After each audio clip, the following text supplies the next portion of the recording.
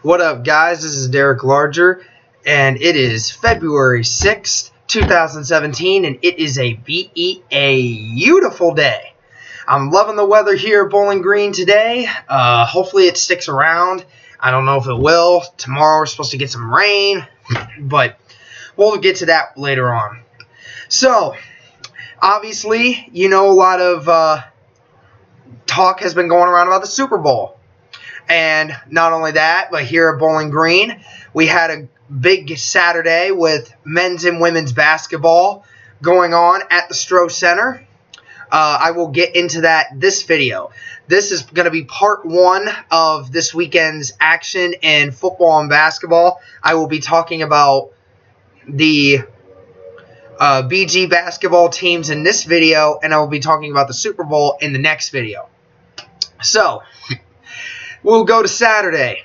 Saturday, we had the women's team facing Akron in the Stroh Center, and we had men facing Toledo.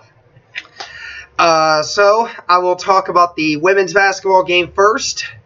Well, I would just like to say the BG basketball team for the women won by 30. It was a good game. It was fun to see them play well.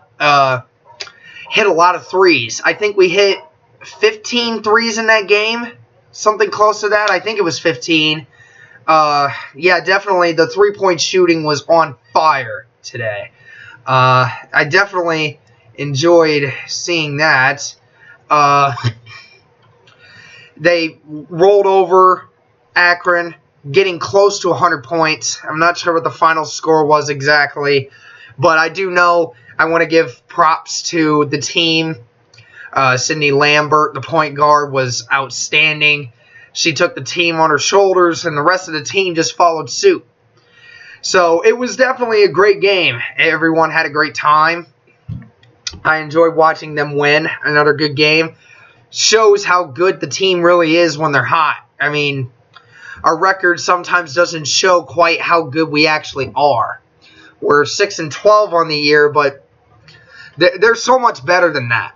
And, you know, people want to look at records and just say how bad we are. We play very good basketball for women's teams. We just sometimes don't finish the deal out. You know, it's like we're always right there up until the last second. We just can't get it. But this was definitely one of those games where we were hot all game and never let up. Very happy of that, and and very happy of how the end result turned it out. So we'll talk about the men's basketball game now.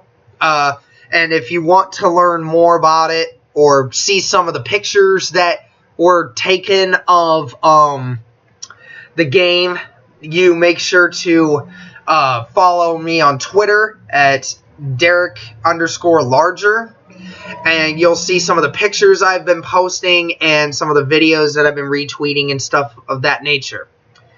And it'll certainly have some other links that'll get you to some other videos and pictures. It was definitely a good game. I didn't get to see part of the first half because as some of you know and some of you don't know, I work with the athletic department here at Bowling Green. I work with marketing and promotions, which is basically dealing with fanfare and dealing with the fans and giving them a pleasant experience while the game is happening. And as we're watching this game, we get down early 10-2. This was like the first 2 minutes of the game. It stunk because I was like, I did not like how we started out. And then I had to leave for about most of the first half because I had to make some phone calls for marketing. And when I came back, BG had the game close. You know, we were right there. You know, we weren't very far out. We were down by single digits still, but it was still a decent-sized lead. But then BG put a little bit of a spurt together, and we were only down by 4 at halftime, 47-43. And so the game continued to go on, and it didn't get interesting until the final 5 minutes of the second half.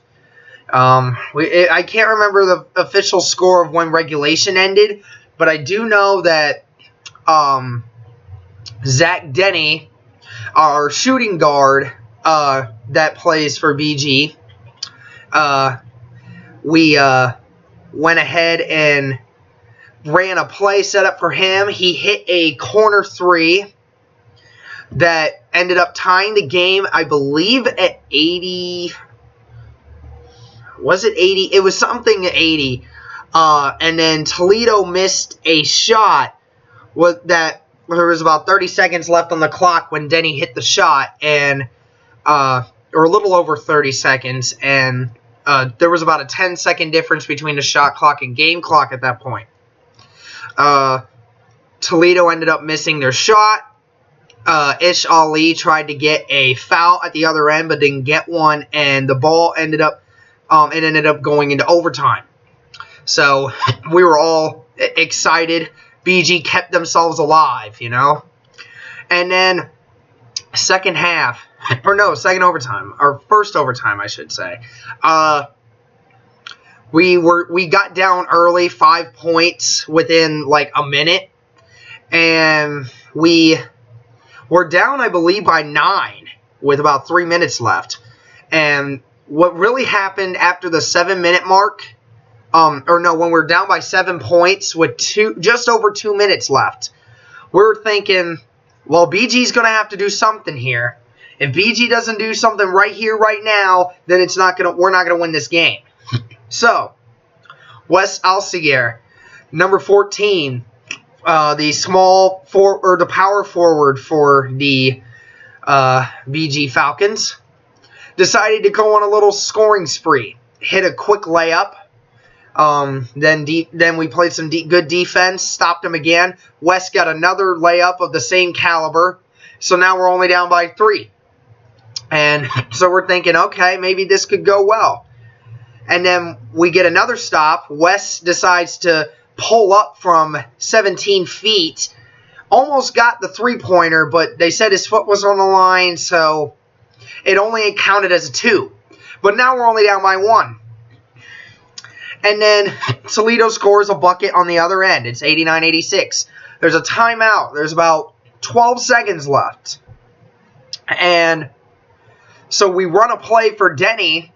It's a picked screen. It was a screen off of the top of the key, and just grabs it and turns and pulls up and just nails that three-pointer. It's 89s going into the second overtime. You're right. That's right, folks. Second overtime. And then kind of the same story happened. We got down by 4 to start, but then after that, BG kept the throttle going. They hit a couple great shots from everybody. Everybody had a couple of good buckets. Maggio had a couple of good buckets. Antoine Lillard had a couple of key trips to the free throw line, and so did Ish Ali. And Denny hit a 3 that basically gave us 101 to 100. And that put the entire stadium in a landslide.